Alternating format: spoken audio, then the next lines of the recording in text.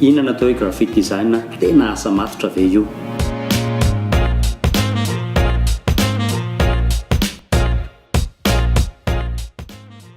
Eny ary mirabantsika rehetra tia indray aina dedema amin'ilay vidéo voalohany lefa mifanarahantsika tamin'ny ray volana lasa zay. Ny zavatra sahantsika amin'ity vidéo voalohany ity dia ny fizarana aminareo ny atao hoe graphic design sy ny asan'ny graphic designer. Fantatrareo ny asako dia graphic designer dia araka ilay teneniko tamin'ny voalohany iny hoe ny asako dia manampy ny orinasa mampita hafatra amin'ny alalan'ny sary na mihetsika na tsy mihetsika. Izany hoe ny graphic design dia fomba fampitana hafatra amin'ny alalan'ny sary. Fomba telo ny anaovana an'izany: manintona, dia mampifandray, dia mampita hafatra. Voalohany misarika amin'ny alalan'ny fampiasana loko, soratra manintona, voalama, voahevitra dia manohana tanjona. Anankiray faharoa dia mampifandray tontolo na hoe mamorona connexion. Izany hoe mampifandray tontolo amin'ny olona izay tratrarina manokana. Na ny hevitry ny loko, na ny hevitry ny teny, na ny hevitry ny sary dia samihafa mifandraisan'ny olona azy amin'ny firenena samihafa, amin'ny toerana samihafa, amin'ny taona samihafa, na lahy na vavy. Fahatelo ny fampitana hafatra: toerana, asa, fotoana, vidin-javatra, zava-baovao, vina. Paulin dia nilaza fa ny graphic design dia fitambarana ny hevitra sy ny sary. Izany hoe fean'izay zany dia ny graphic designer dia olona afaka manampy ny orinasa mampita hafatra, mety ho tanjona, mety ho kolontsaina, mety ho soatoavana, mety ho vina, mety ho programa, mety ho fampatsahivana koa, fa tsy voatery dokam-barotra. Izany hoe ny asan'ny graphic designer dia mikajy, manadiady, dia mamorona vahaolana an-tsary tamina olana anankiray. Afatra ho antsika designer na ho an'olona izay mikasa ny aray asa amina designer. Ny graphic design dia tsy fanaovana kisarisary fotsiny. Toy ny mpakasary ihany io, tsy hoe satria ianao manana fakatsary dia lasa mpakasary ianao. Toy ny mpanao lakozia, tsy hoe satria ianao mahay mampiasa ny laforo dia lasa chef cuisinier.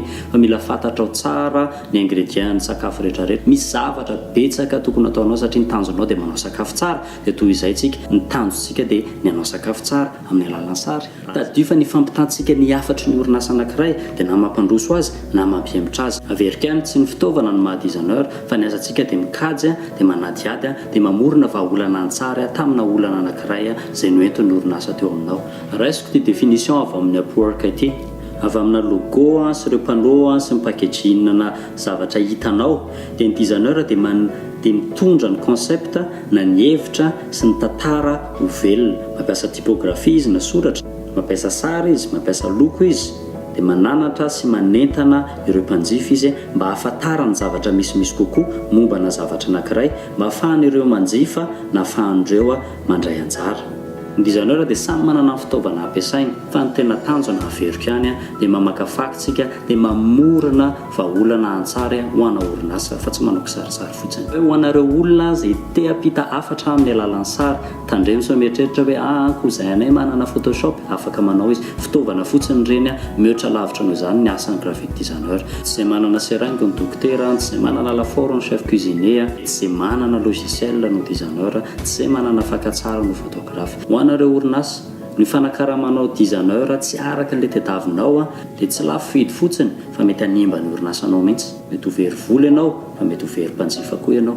Ahoana no ahafahanao misafidy designer? Jereo ny portfolio na ireo asa efa nataony teo aloha. Mety aminao ve fomba fampitany hafatra?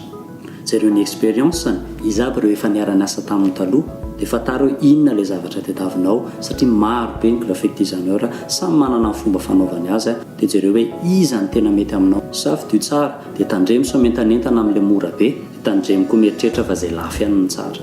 Fa tadio indraindray ilay zavatra tediavinao ny lafo fa averiko ihany nefa rehefa mora loatra dia mila mitandrina foana ianao. Dia eny ary iny ny vidéo voalohany ny rahantsika. Misaotra anareo nijery hatramin'ny farany. Raha misy fanontanianareo na misy zavatra tsy nazava tsara tamin'ny teneniko, raha misy koa nefa tsy ekenareo dia soratany anaty commentaire fa izay ny antony anaovantsika ny vidéo ohatr'izao ahafahantsika mifanerasera. Tiako ho fantatra koa ny hevitrareo indrindra nareo designer aza misalasala mizara iaina dia mizara taminao iny amin'ny vidéo faharoa indray antsika mio.